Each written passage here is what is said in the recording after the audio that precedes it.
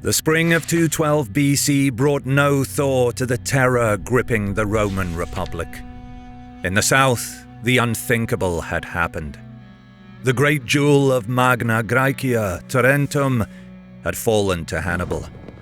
Yet, by a razor's edge, a desperate Roman garrison still clung to the city's citadel. For the Roman Senate, the dread was paralyzing. That single fortress was the only thing standing between the Republic and potential annihilation.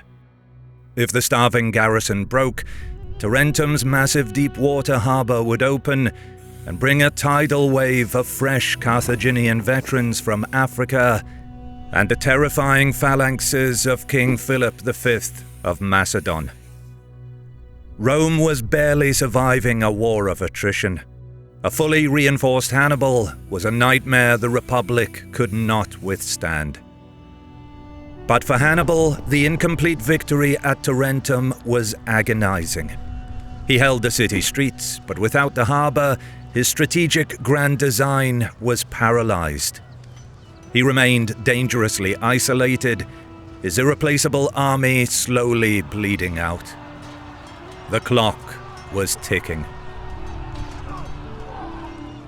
Now, unlike the Romans, most of us don't need to worry about Hannibal marching into our street with his elephants, but modern life comes with its own brand of chaos, burnout, and anxiety. Fighting for your own peace of mind is just as vital. That's why I'm an advocate for controlling what you can actually control, your mental health. With today's paid partner, BetterHelp, you can do just that. BetterHelp is professional therapy done with a credentialed therapist online. Their service quickly assesses your needs and matches you for weekly video or phone sessions with a therapist that's best for you. You can also log into your account at any time to message them, which is very convenient for communication in between sessions. And you change your therapist at any time for free. We are aware that online therapy certainly isn't for everyone, but we also believe that it can be helpful to many. Recent surveys show that 86% would use their service again. They are now also certified by HITRUST, a globally recognized standard for strict protection of healthcare data security. If you feel BetterHelp might be helpful, click the link in the description or go to betterhelp.com/HistoryMarche to get 10% off your first month. Hannibal's main objective in the spring of 212 BC was to make Tarentum his base of operations and the main hub of Carthage's war effort in Italy. Though he managed to take the city, the Roman garrison under Marcus Livius Macatus retreated to the highly defensible citadel, guarding the harbour entrance. Hannibal built siege works to isolate them, but could not take the citadel, which meant that he could not use the port to receive provisions and reinforcements from Carthage. Hannibal knew that Rome's navy dominated the Tyrrhenian Sea and the waters around Sicily, but he now controlled almost the entire coastline of southern Italy. Capturing Tarentum would have made it difficult for the Roman fleet to patrol the vast stretch of water between Sicily and Brundisium without a safe port in between. This, in turn, would have enabled the Carthaginian fleet to sail from Africa in a wider arc around Malta and towards Tarentum without hindrance, and establish a steady stream of supplies and troops. And, more importantly, it would have potentially allowed Hannibal's ally, King Philip V of Macedon, to land his phalanxes in Italy to open a true second front against Rome. But, in the Carthaginian Senate, learning that the Roman garrison bravely held out in the citadel was music to the ears of the anti-Barcid faction. Despite representing a minority in the Senate, the anti-Barcid faction, led by Hanno II the Great, were able to block the sending of reinforcements and supplies to Hannibal by arguing that the lack of a safe, deep-water harbour in Italy would put the Carthaginian ships, troops, and provisions at risk. This was exactly the political ammunition Hanno needed. He represented the wealthy agrarian aristocracy of North Africa and opposed the war in Italy in favor of territorial expansion in Africa and maintaining lucrative trade relations with Rome.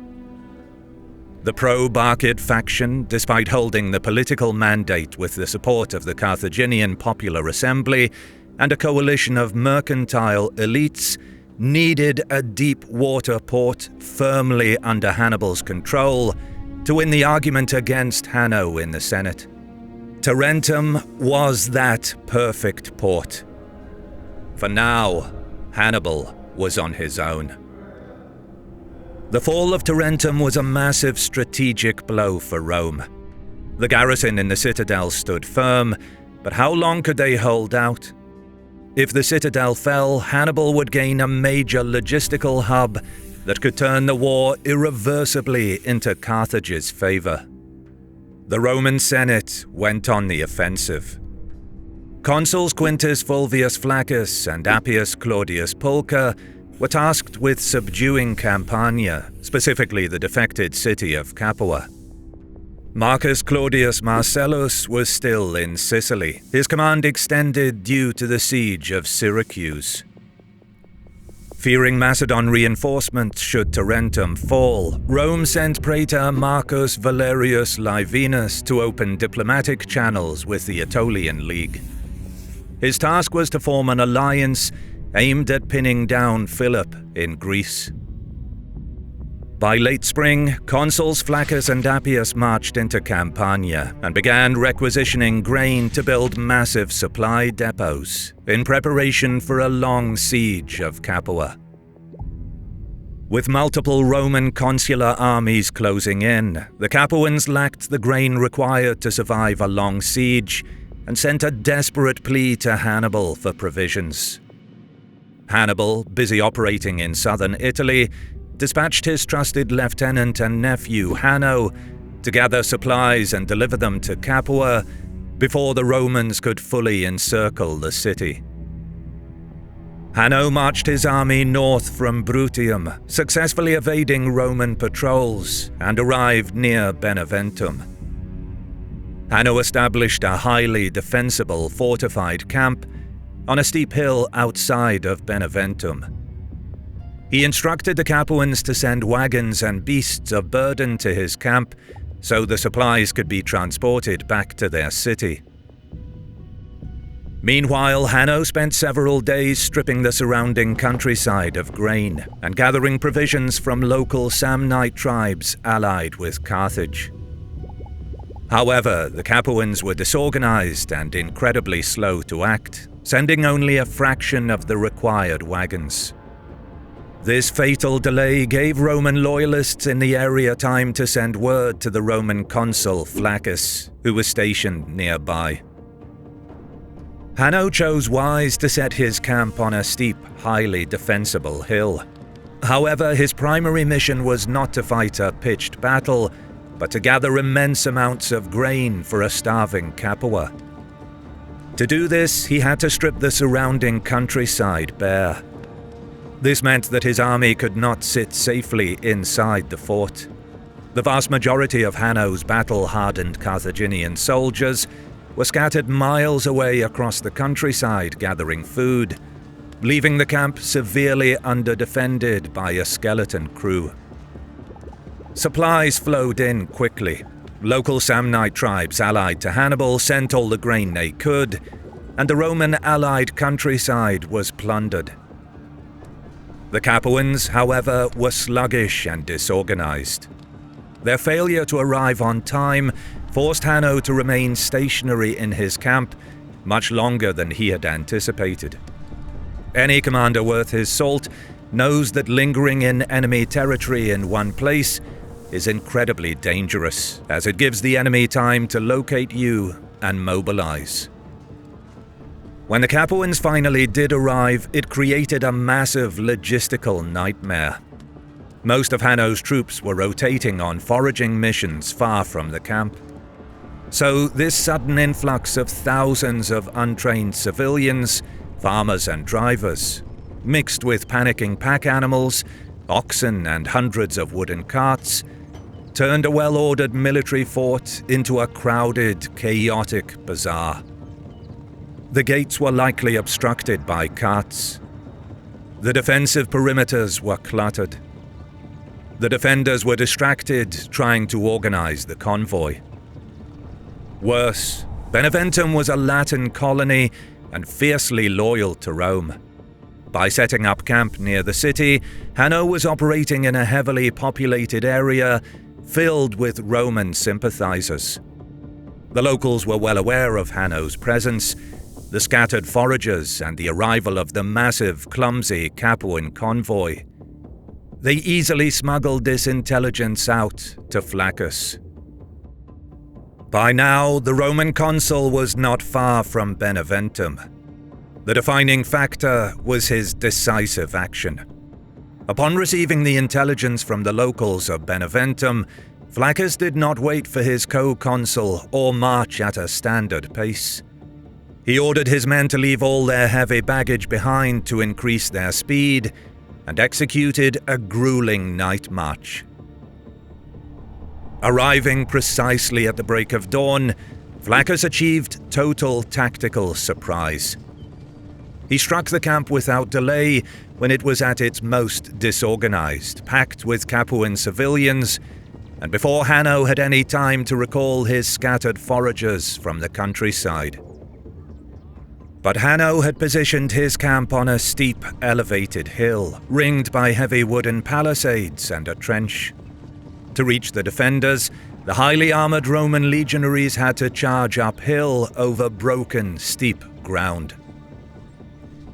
Despite being caught off guard and severely undermanned, with most of the Carthaginian army still out foraging, the garrison that remained fought tenaciously.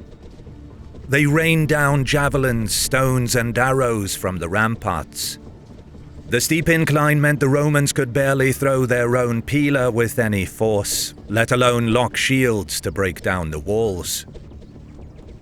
This first wave of the Roman assault was a bloodbath. Casualties mounted rapidly as soldiers slipped on the steep incline and were cut down. Seeing the futile slaughter and recognizing the strength of the camp's position, Flaccus ordered his trumpeters to sound the retreat. He planned to wait for his co-consul Appius to arrive with a second army the next day to surround the hill properly. What happened next was a classic example of Roman military culture, where the aggressive momentum of the rank and file and junior officers overrode the caution of their commander. As the recall sounded, a commander named Vibius Acaus, leading a unit of Polignium allies, Italian troops fighting for Rome, refused to fall back. To force his men forward, he grabbed the unit's military standard and hurled it violently over the Carthaginian palisade into the enemy camp. Losing a standard was the ultimate military disgrace, punishable by decimation. Roaring, the Polignian troops charged furiously back up the hill, desperate to reclaim it. Seeing the Polignians renewing the attack, a Roman military tribune named Valerius Flaccus, leading the 3rd Legion, ordered his own men forward, shouting that it would be a humiliation to let the Allied troops take the camp while Roman citizens retreated. Spurred by a mix of shame and adrenaline, the Roman and Allied soldiers ignored the recall orders. They surged up the hill simultaneously. The Polignians hacked through the wooden gates, while the 3rd Legion managed to scale the ramparts. Once the Romans breached the walls, the battle shifted from a tactical siege into a chaotic massacre. The interior of the camp was a death trap for the defenders. The camp was packed with over 2,000 Capuan wagons, civilian drivers, and terrified beasts of burden. As the Romans poured in, the animals panicked, trampling people and blocking the escape routes. The unarmored Capuan civilians were entirely defenseless against Roman legionaries. The Carthaginians could not form up into disciplined ranks within the cluttered, chaotic confines of the camp. The Romans systematically slaughtered anyone in their path: Carthaginian soldiers, Capuan wagon drivers, and camp followers alike. Livy reports that 3,000 troops and over 3,000 non-combatants were killed, though the chaos made exact counts difficult.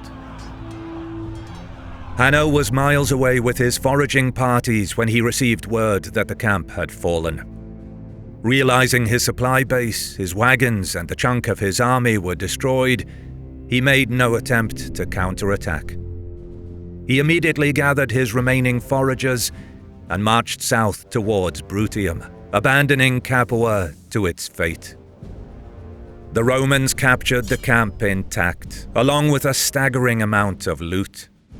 They seized over 7,000 prisoners, massive stockpiles of grain, herds of livestock, and all the wagons the Capuans had managed to scrounge together. Following the disastrous defeat at Beneventum, Capua's situation went from desperate to critical. Hannibal had no choice but to intervene personally. Abandoning attempts to take the citadel at Tarentum, he left his heavy baggage and slower troops behind. Taking a highly mobile strike force of his best veteran infantry and his dreaded Numidian cavalry, he executed a rapid forced march towards Campania. Meanwhile, the Roman consuls Flaccus and Appius marched their combined armies into Campania, intent on fully encircling the rebellious city and starving it into submission. Hannibal bypassed the Roman patrols and established his fortified camp on Mount Tifata, a steep, defensible ridge situated just a few miles east of Capua. This gave him the high ground overlooking the Roman siege camps on the plains below. But he did not bring his army into the camp. Instead, the Carthaginian general, perhaps spotting a weakness in the Roman ranks, immediately went on the offensive. Hannibal deployed his veteran infantry and his dreaded Numidian and heavy Iberian cavalry and advanced to face the Romans head-on. The flat open plains of Campania were ideal for cavalry maneuvers, giving Hannibal a clear terrain advantage. The two consular armies drew up in a standard Roman battle formation, the triplex Acies, on the plains outside the city. Hannibal's heavy cavalry and his agile Numidian light cavalry barreled down on the Roman and allied horsemen. The Numidians dispersed, peeling off on the Roman far wing, harassing the Roman allied cavalry and moving to envelop them on three sides. Hannibal's Iberian cavalry, meanwhile, engaged the Roman horse. Vastly more experienced, the Iberians quickly gained the upper hand. Operating in closely knit squadrons, they pushed their way among the Roman ranks and disrupted their lines. Roman cavalry on both wings was rapidly outmaneuvered, overwhelmed, and driven from the field, leaving the Roman infantry flanks exposed. By now, the Libyan and Iberian infantry closed in and crashed into the Roman line. Then, Hannibal sprung his trap. He signaled the Capuan garrison to sally out from the city and attack the Romans from the rear. Though few in number, this action further threw the Romans off balance. The Roman legions fought fiercely against Hannibal's veteran infantry in the center, but the attack from one flank by the Iberian cavalry and the incessant harassment by the Numidian riders on the other, along with the attack from the Capuan garrison, began to take a heavy toll. The Roman lines began to buckle under the pressure of fighting on all sides in the open field against a superior tactical commander. A complete collapse of the Roman army seemed imminent. Just as the battle was reaching a critical breaking point and the Roman rout appeared inevitable, a massive cloud of dust appeared on the horizon, moving rapidly toward the battlefield. Out of the dust emerged a fresh force of cavalry. neither side knew who they were. The Romans panicked and began fleeing, believing it was Hanno returning from southern Italy with his remaining troops. Hannibal did not pursue and cautiously retreated towards his camp, suspecting that a fresh Roman army, perhaps the Praetorian forces from the south, arrived to aid the consuls. As the fighting abruptly stopped and both armies withdrew, the identity of the approaching cavalry force was revealed. It was the Roman quaestor Gnaeus Cornelius Lentulus. He was leading the remnants of an army that had recently been commanded by Tiberius Sempronius Gracchus, who had been ambushed and killed earlier that year. The battle, thus, resulted in a draw. However, the Romans suffered far heavier casualties and clearly lost the tactical engagement. That night in the Roman camp, consuls Flaccus and Appius held a war council. They made a sobering but brilliant strategic realization. They could not beat Hannibal in a pitched battle on the plains of Campania. If they stayed, Hannibal would eventually destroy them. To save their armies, the consuls executed a strategic withdrawal under the cover of darkness. They split their forces and marched in opposite directions. Flaccus went toward the coast, while Appius moved south towards Lucania. This, they calculated, would force Hannibal to leave Capua and chase them, thereby saving the Roman armies to fight another day. I appreciate you being here for the video. Please give that subscribe button a gentle medieval slap and tickle the like button to appease the almighty algorithm. It will help out the channel greatly. Cheers!